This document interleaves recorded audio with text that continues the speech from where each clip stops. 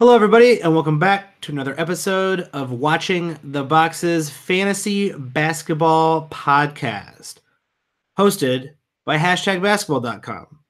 Where right now on hashtagbasketball.com, you can get the best fantasy basketball tools and articles all in one spot. They got one of the best NBA schedule grids out there, along with tools that will take in your Yahoo fantasy leagues, um, like information and calculate how you're doing. That's pretty cool. Also, with playing time trends, that's kind of cool. That's like a nice new feature that shows like whose playing time has increased over the last week, showing trends in different players. I find that really useful. And of course, the great Mark Roberts' projections for the rest of the year. All that and more at hashtagbasketball.com. Go check it out. I'm your host, Mike Catron. And join me as always is my co-host, Tyler Watson. What's up, Tyler? Michael, should we talk about the showdown?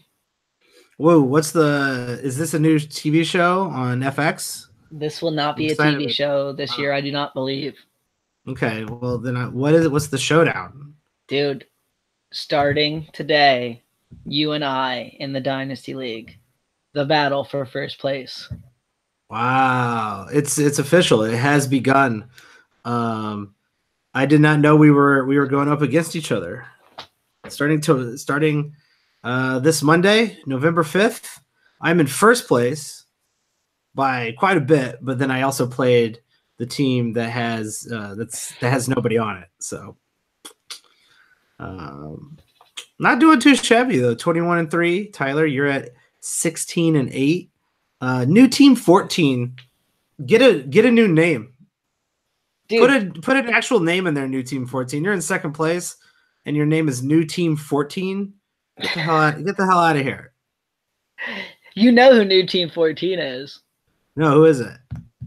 I'm not supposed to say, but he potentially is someone you know. He might be a sponsor of this show. So you know what? Get a new name, new team 14. I don't care. That's fair. I won't talk too much trash about new team 14 at all. Pretty good, interesting start to the Dynasty League. Not too much action going on right now, but it's still really early. I feel like, in my experience, Dynasty Leagues get started a little slower. People are a little too timid to start making trades when they're thinking not just this year, but 2, 3, 4 years out. Oh, I'm with you there. And because everyone didn't pay attention to the rules and spent all their money in the draft, it makes trading a little bit more difficult in this league too, because you have to trade salaries that basically match up. So you don't have any cap space at all. Finding a trade that matches up perfectly can be somewhat difficult.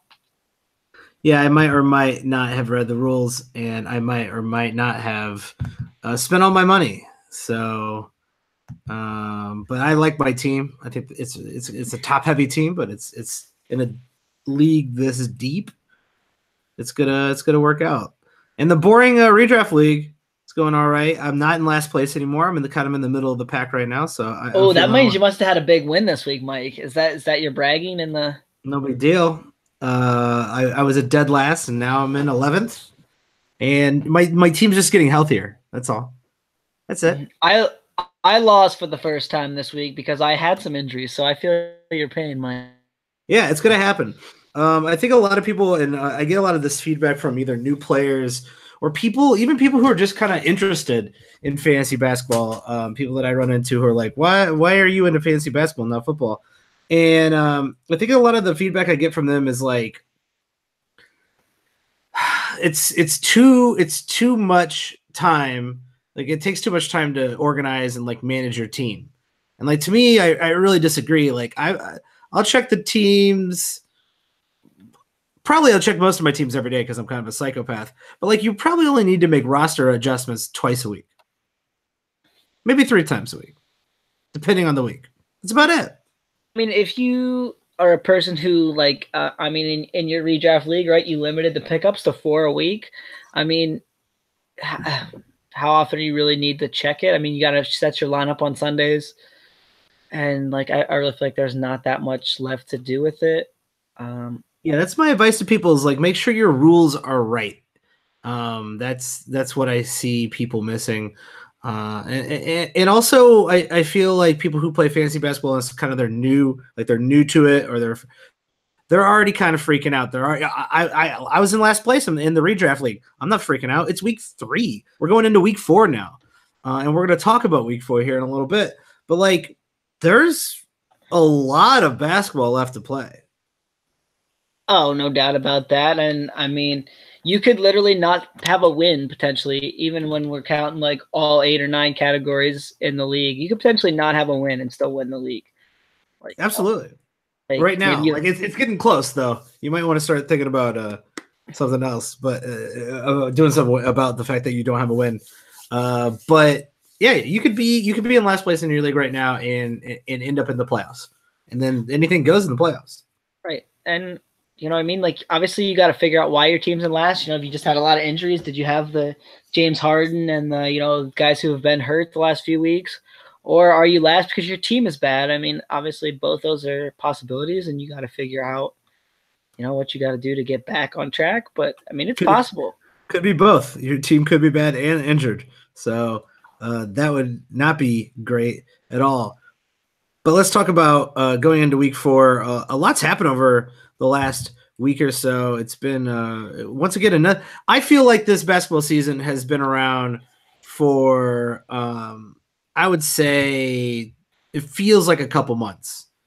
Well, we passed the 10% mark, so I mean, okay, I guess we are moving along. I should be a little bit more cognizant of the passing of time, because it honestly feels like the NBA has been with us for a while, and it really has only been. We haven't hit a month yet, right? It started on the 17th, I believe, or 16th. So I mean, we're getting. We haven't hit 3. We haven't hit 3 weeks. We've had 3 weeks. This is week 4, Mike. Join the club. True, but I'd say we have 3 calendar weeks, like 3 actual 21 days has not passed since the starting of the season.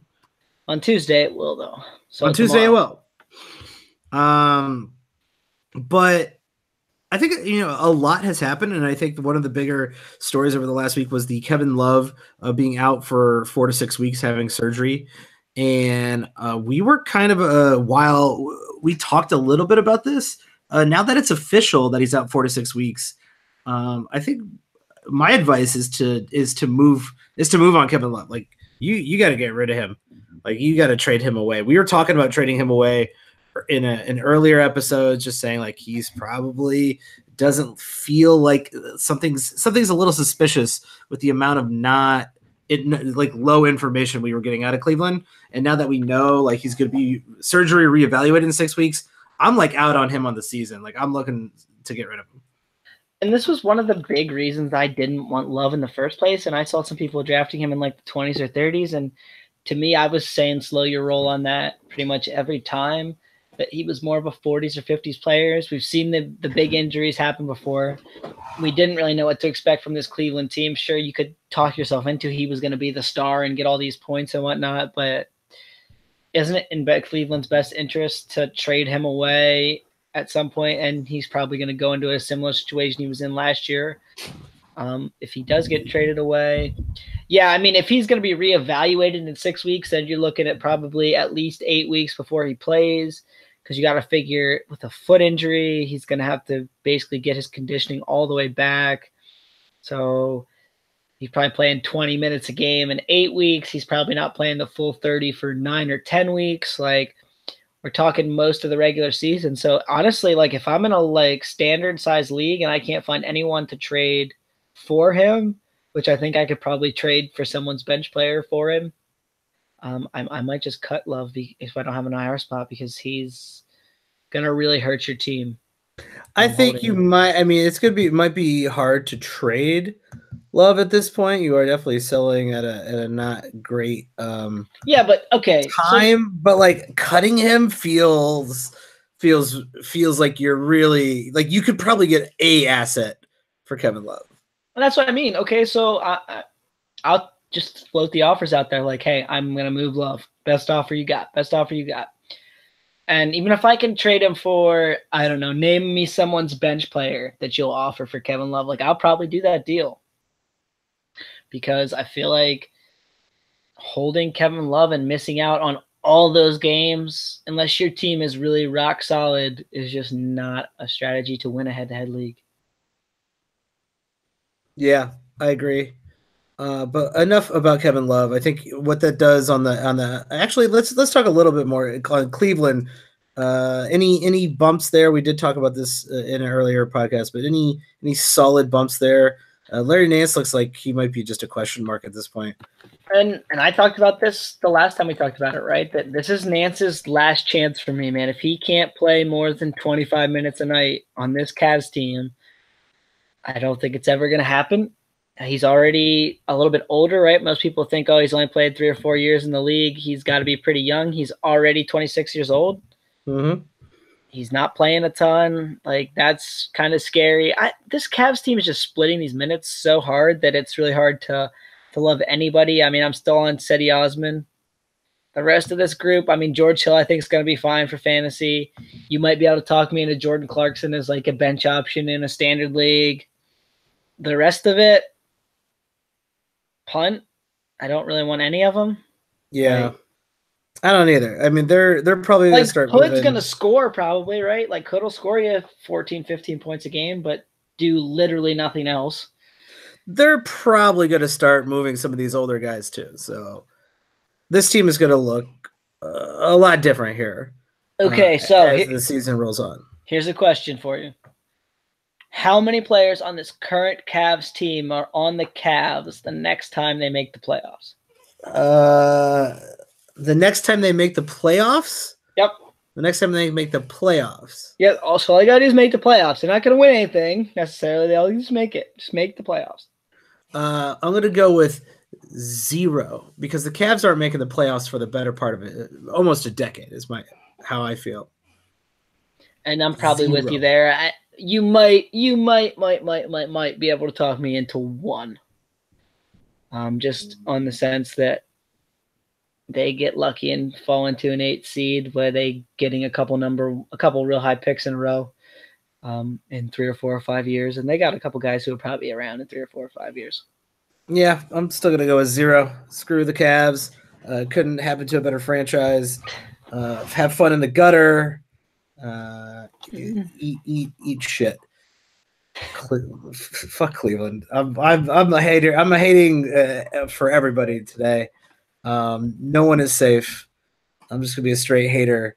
But the one thing I'm not gonna hate, Tyler, is the excellent Week 4 primer that you write for #basketball. You could go check that out on #basketball.com.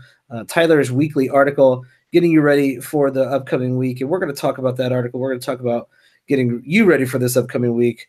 And I want to start with where we always start with the schedule. Tyler, this is a much better schedule for the streamers out there than usual, right? Well, so far this season, we haven't really seen the schedule you want to see to take advantage of streaming. And by that, I mean the games have been spread out relatively evenly where like pretty much every day there had been 6, 7, 8, 9 games. So everybody kind of has the chance to stream. And so it's a little bit harder to get an advantage in that type of situation. Whereas this week, we've got a little bit more advantageous schedule. So first we'll look for weekly leagues. So if you're just looking for like a pickup or 2 this week, only 11 teams play 4 games. There's 18 teams with 3 games, and the Spurs only have 2 games for the week. In a standard league, I probably would not have any Spur in my starting lineup. That includes DeMar DeRozan. I just feel like you could probably find a better 4-game option out there to stream in to get the stats for DeRozan. And let's be clear, like we're talking about weekly lock leagues. I'm still gonna throw in DeMar and LaMarcus in their starts on Wednesday and it looks like Saturday. But Wednesday and Saturday are the busy days. There's 10 games both of those days. Yeah, so if you have a daily lineup, obviously you're still gonna throw them in there because they're probably one of your 4 or 5 best players. You know what I mean? So yeah, but in a weekly lock league, I would probably sit both. I would probably sit any Spur I had. And then we'll talk about like the schedule for daily leagues. You mentioned it. Wednesday and Saturday both have 10 games, so you're probably not streaming those 2 days. Monday also has 9 games, so that's going to be a difficult stream. The other days are a little bit lighter. They have streaming options, and you got to be the first one to take advantage of this. So this article could be really helpful for some people who can, look today, get the pickup for Tuesday, Wednesday, Thursday, or Tuesday, Thursday, Friday, Sunday, and really maximize their games this week and win them their week. Yeah, there's kind of a nice cadence to the streaming going on this week. And I don't know if you wrote this in mind. I feel like this is kind of minor news, but we should talk about it. Tyson Chandler is being bought out by the Suns. Sounds like he is going to be picked up by the Lakers. Another blown chance to send Robin Lopez to the Lakers. Very poor move by the Chicago Bulls to not try to trade him. But Chandler leaving the Suns does open up a little playing time on that roster. Are you taking that into account at all this week? Do you think that moves the needle anywhere? Not really, because Chandler wasn't playing that much. Plus, Chandler is probably best suited as a 5. And I mean, what are they going to do? Give a couple more minutes to Ayton, maybe play Ryan Anderson as a 5 a little bit. Like, I mean, the options getting those minutes aren't sounding super nice. Now, obviously, they could use it to alleviate their kind of wing log jam slightly, but how many? I mean, what's been killing the Lakers, and why do they want Tyson Chandler? They don't have a big man, right? They don't have a backup big man after JaVale McGee, bro. After JaVale, they don't have a backup big man. That's where they've been getting. Like, if you've been watching the Lakers games, they are getting absolutely roasted when JaVale's off the floor because they don't have anyone to guard anyone who's big. Like Serge Ibaka crushed them tonight.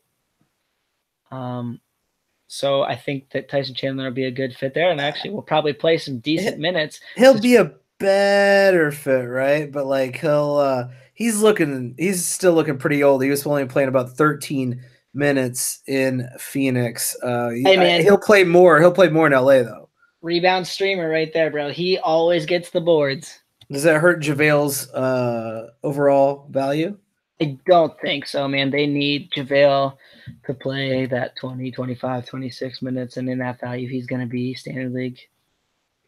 Yeah, I actually think for deep leagues, like maybe Richard Holmes on the Suns gets maybe a bump from 6 or 7 minutes to you just call him Richard. 13. What is his dumb name?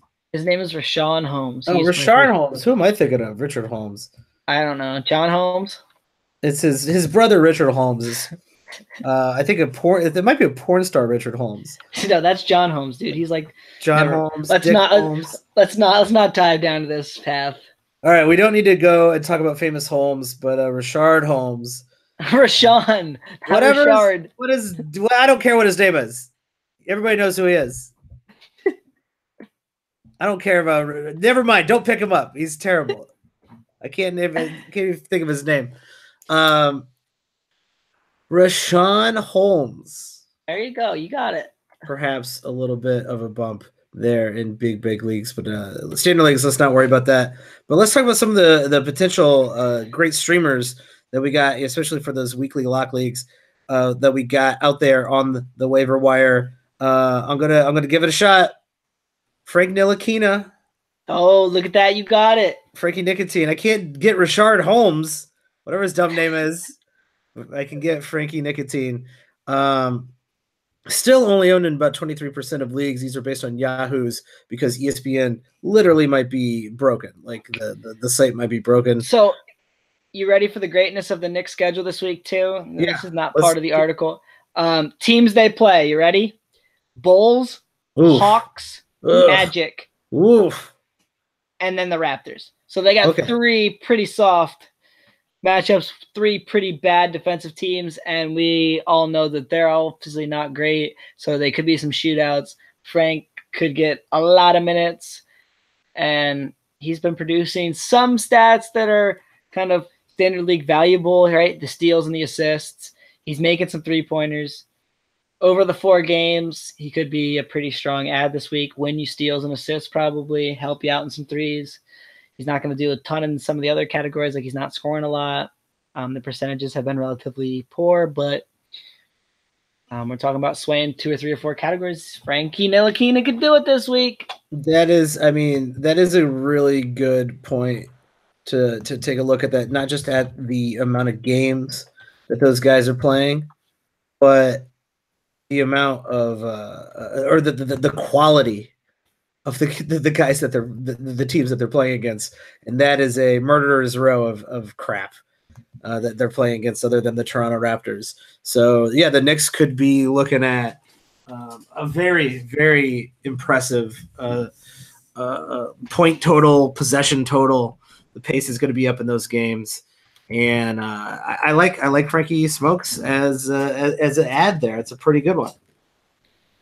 Yeah, and here's the other thing too. Like, the names. When you switch over and use Yahoo, okay, you're not going to get any of those. We talked about Robert Covington last week being like 20% owned in ESPN leagues. Like, Yahoo's ownership percentages seem a lot better, so you're not going to get like any of those top 50 players that are on the waiver wire.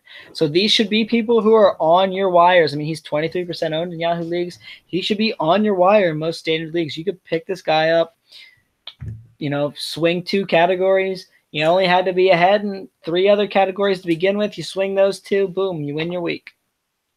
Yeah, and I mean, he's gotten a couple 7-assist games there, like you're saying. Good for a steal or 2. And well, he averaged 1.3 steals a game last year in less minutes, so he's playing more minutes now. He could get a steal and a half a game, man. That's a strong amount, right? It is, and who knows, against this kind of like mediocre, opponents, he might have himself like a nice game like he had against Brooklyn. Couldn't you see him like getting 3 or 4 steals against Trae Young alone? Oh yeah, or Cameron Payne, he might get 6 or 7. You know what I mean? So it could be a real strong week for Frank, especially in that steal category. Something to watch. It is. Keep an eye out for that. Let's talk about somebody else who's on this list here. Tyler, is there anybody who sticks out here? Someone you're really surprised people haven't picked up yet? The guy who would stick out the most, and this might surprise you even, is Terrence Ross. Okay. I think everyone kind of forgot about Terrence Ross after his injury-plagued season last year, and Terrence Ross is doing Terrence Ross things for the Magic now, and I think he's going to give you some solid points. He's going to give you steals. He's going to give you 3-pointers. He's 5% owned in in Yahoo leagues. That's a little too low. Per game value right now, Terrence Ross playing 24 minutes a game and ranked in a per game 9-cat league would be 121. So ownable in a standard league. Yeah, barely ownable. And so I think he's got 4 games this week. He could help you a lot in those 3 categories. He's a guy I'd be looking to pick up. Yeah, even shooting a 39% from the field, which is just piss poor, still producing enough to sneak in to the bottom of a standard league. Here's his matchups for this week. So we talked about those for the Knicks: Cleveland, Washington, New York, and Detroit. Oof. Right? Wow. Washington is falling apart out there. Right. And so you're talking 3 pretty easy matchups, and then Detroit, who doesn't scare you a whole ton. No. You know what I mean? They're probably middle of the playing all right, but I'm not. They're probably middle of the pack, though, than like a Toronto team where we talked about with Ntilikina, where, I mean, obviously Toronto's at the upper end of the spectrum, maybe one of the better defensive teams in the league. I think Detroit's more middle of the pack. So you got 3 pretty bads in the middle of the pack there. I like the matches for Orlando. Let's go back to the Knicks, because I forgot. And this guy is on your list. He is owned in what, 24% of leagues. But Mitchell Robinson just has been starting over the last 5 games, but over the last 2 games has played 34 minutes and then 27 minutes. Is this the Knicks just being like, all right, Mitchell Robinson's the real deal, or is this kind of a fluke and Enes Kanter's job is safe? Well, here's the thing. So they've been starting Robinson and Vonleh together. Yeah. That's been 4 games now, I believe. Maybe you can fact check that for me. Okay. I'll take a look. But in the first two, he only, or at least in the first one, he only played like 18 minutes. It was a small minute total, even though he started. And then they played the Mavericks, and they blew the Mavericks out, and they played kind of out of their mind in that game. And Mitchell Robinson was owning DeAndre Jordan. Yeah, it was crazy. And then that obviously was 2 games ago, and that kind of bumped his minutes for the last game that he had. And so after that game against the Mavericks, the coach said that Robinson was basically going to stick in the starting lineup, and he liked a lot of things that he saw. Robinson only made the list about halfway down because we've seen those couple games where he started and didn't play a ton. But if you're telling me, and then it mentions this in the article, he's got a good per minute steal, block, rebound. All 3 of those categories are looking strong. You tell me he's going to get 25, maybe even 30 minutes a game. Could be talking about an ad to definitely win those 3 categories, and maybe even somebody you want to hold if he's playing those starters minutes, because he could be potentially fairly elite in those 3 categories given 32 minutes a game, which I'm not sure that he's going to get quite yet. But yeah, in fact, out of everybody on this list that you have here in the top 10 pickups for the week, this is the one that I think is like the Mitchell Robinson is probably the guy I'm going to pick up and take a flyer on first, simply because the block stats are rare, the rebound stats are also hard to come by, and there's some potential here that we could be just seeing the rotation switch. He's still young; it could switch back. He could get in foul trouble pretty easily. Like, there's a lot of ifs here, but someone with his, I guess, fantasy category, like the ability to produce these fantasy stats here, is worth, I'd say, taking a flyer on, holding on to, seeing what happens. Hey, my remembering the game logs was pretty good. 4 starts, he actually had 29 in that first one against Golden State, which I missed. Then he had 15, 17. Then he had the 34 against Dallas. Noah Vonleh started with him as well. You were right about that. And Noah Vonleh had a great game against Indiana. But here's Enes Kanter in those non-starts, still playing roughly 23, 24 minutes per game. And I looked this up for somebody. A couple years ago, he played 21 minutes a game. Do you remember what he was ranked in total values, Mike? I'm going to guess he was like 80 or 70. He was 67. That's incredible. I mean, that's why people are panicking on Enes Kanter getting out of the starting lineup. Well, yeah, no, Enes Kanter's not going to, if he's not going to play like 35 minutes a game, he's probably not going to be like 22 and 14. But here in 24 minutes against Washington, Enes Kanter had 18 points and 12 rebounds. Yeah, and we've talked about this a lot. Even last year, how many minutes per game did Kanter play? Last year, just 25, but 26. Yep. And he's playing the exact same amount right now, which is weird. But Kanter has, and throughout Kanter's career, other than last year, he never started. No. You know what I mean? He was always kind of a bench player. He got paid, so they started him, all that stuff. But listen, man, he's going to be good. He's going to give you the categories you need. He's real good in both percentages, which is rare. He's going to give you real good rebounds. He's going to give you points. He's never going to give you steals and blocks. The assists are probably not going to stick around. He's probably going to be closer to 1 assist a game. But he's Enes Kanter, man. He does what he does, and he's going to do it. And I still think he's going to play around 25 minutes, which is what I thought going into the season. So nothing really changed for me as far as Enes Kanter goes with this starting lineup. Yeah, I'm with you. It's sad that those high minutes aren't going to like bump up his value, and then you can move him for maybe a better player or whatever. But like, Enes Kanter is still going to give you great percentages and do the things that he does very, very well.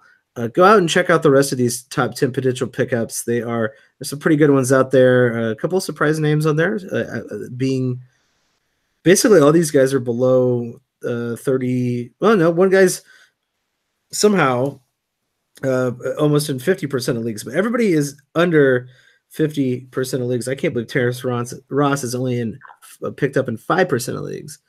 Yeah, especially when you see some of the other guys who are owned in a lot more than 5% of leagues, and you're going like, you're owning this guy over Terrence Ross. Like, this guy's barely even playing. But. Yeah, it's really, really strange. I just don't understand that people always overvalue their own players. It happens every year, and it happens. I do it too. Everybody's guilty of that, but you got to know if a guy's not playing, he's got to go. Well, it's just crazy to me, like, how fast we forget somebody. Like, Terrence Ross was definitely streamable for like 3 years in a row there. Yeah. I mean, like, he wasn't really somebody you'd hold in a standard league, but like, you definitely stream him on the days where you needed some extra stats. And then, like, now just nobody wants him. And I get that our Orlando team doesn't get a lot of publicity and all that, but just crazy to me that he's like completely forgotten. I agree. Let's talk about some of the prime streaming spots here. The lowest total amount of games will be the Thursday matchups. There are only 4 games each one of those days. So getting a good stream here on Tuesday, Thursday is pretty important. Who do you got out there as a recommendation for streaming on Tuesday, Thursday? So we're going to look at the teams, right? We got Portland, we got Phoenix, we got Milwaukee. Portland, we talked about those guys a lot last week because they had the 5 games. You got Aminu, you got Zach Collins, you got Evan Turner, you got Stauskas and Curry if you just won 3-pointers. For me, probably the guy I'm picking up the most is Al-Farouq Aminu. I know Zach Collins is almost owned in 50% of leagues, but I just look at that stat line and just think to myself, man, like, so many of those numbers seem so unsustainable. And so I'm going to go for Aminu because I know he's going to give me rebounds and steals. And if those are 2 categories I'm trying to sway and win, that's a great pickup. The other good pickup is Josh Jackson, right? We could see him get a little more minutes now maybe with Tyson Chandler out of the picture. Yeah. He has really good steal and block numbers per minute, and he can do a little other things. And there's every once in a while where he kind of tries to take over and score a lot of points, although that can hurt your field goal percentage quite a bit. So those are probably the 2 guys I'm looking at the most. And then Zach Collins will probably be a 3rd, and Evan Turner would probably be a 4th. The Bucks don't have great streaming options. You could stream Ilyasova there as a streamer if you're looking for threes and rebounds. Yeah. He's fine. He's going to be good. And obviously you got John Henson still averaging over a block a game. If you definitely need blocks, he would be the best streamer there probably. All right, the other 2 interesting, because these are not like, Monday, Tuesday, or Wednesday, Thursday. Like, you're going to be full on the main days. These are the weird days. Friday, Sunday, to me, is an interesting. A lot of teams, or enough teams, have a game Friday and Sunday for you to get that extra game. Here's the cool thing too. So if you pick up a guy playing for the Hornets, the Hawks, or the Nuggets, okay, you can get Friday, Sunday. Then Monday is another 9-game day. Monday of week 5, we're talking. Yeah. And those guys all play again on Tuesday. So you could potentially not only help yourself for the end of week 4, but then you get a nice little pickup for the end of week 5 without having to use one of your pickups if your pickups are real limited. And that's actually really huge. A lot of people do pay attention to, like, okay, I need to pick up a guy to play on Tuesday. And it would be good if I picked up a guy who could play on Tuesday and can play on Thursday, because we have a pickup limit, because we're not idiots and allowing people to pick up and drop people every single day, like 30 people a day. That's a bad way to arrange your league. But a lot of people don't think, oh, I can pick up a guy who can play Thursday and Saturday, and I can get an extra game on Monday next week and not waste one of my pickups. So there's some decent pickups, yeah. But it's hard to figure out this Charlotte team. I'll just say it. Right? That's like they've been all over the place. Well, and here's the thing that's limiting their fantasy value is so many of those guys play like 18 to 20 minutes every game.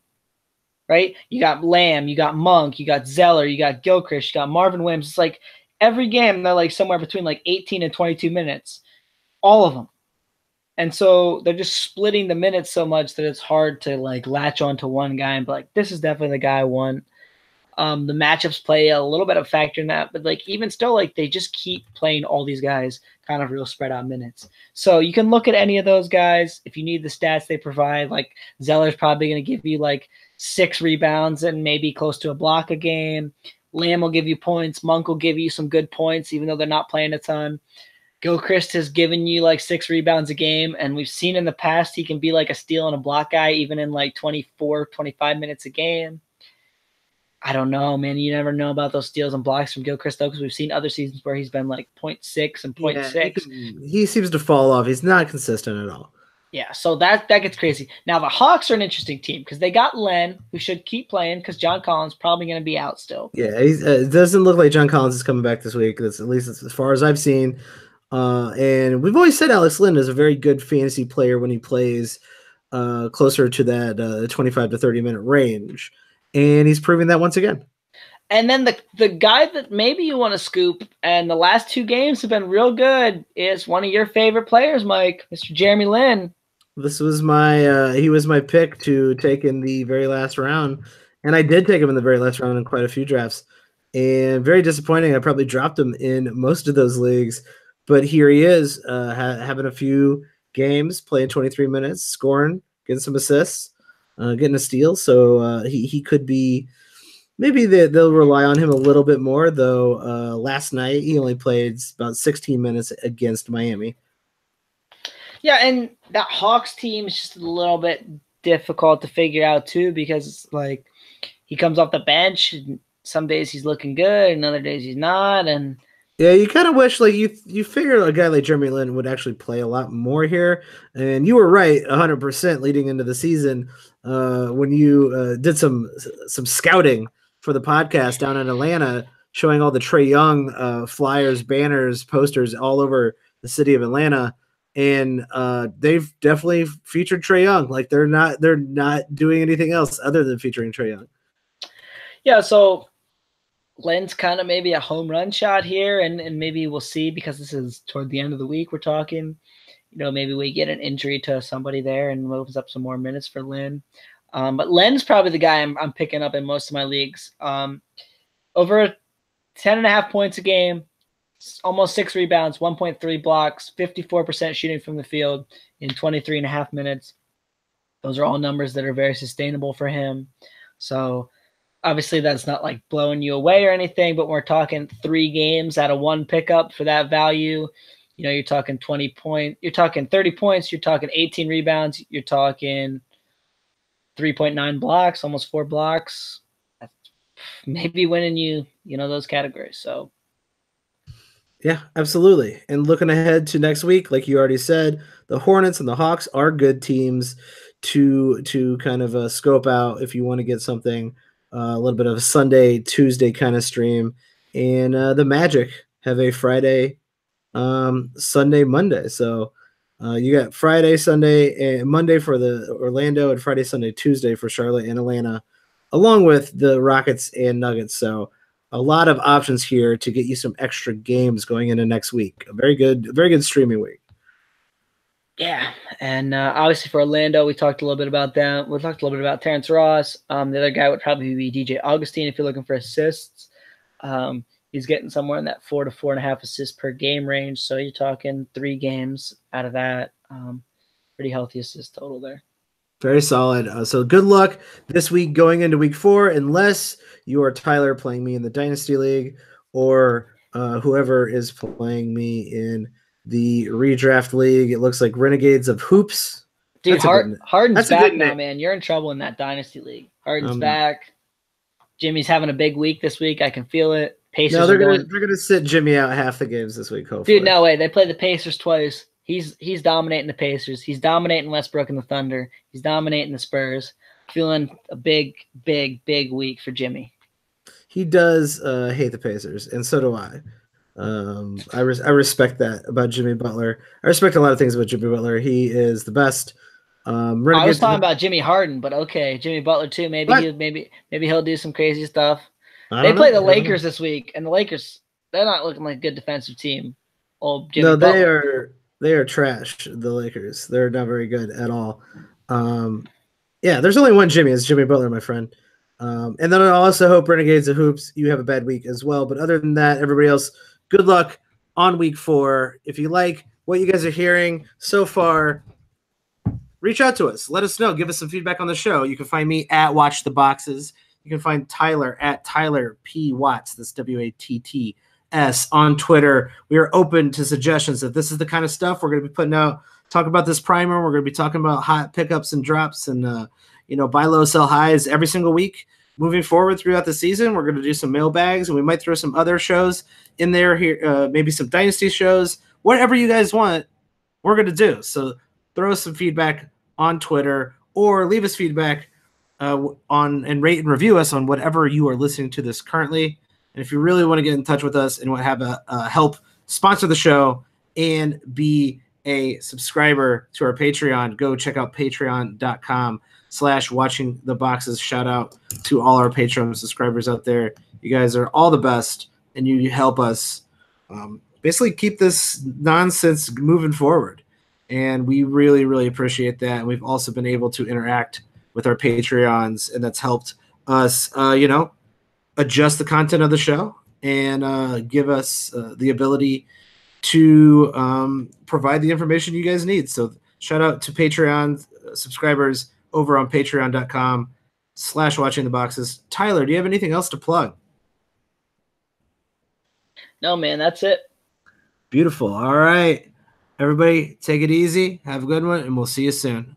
Thanks, everybody.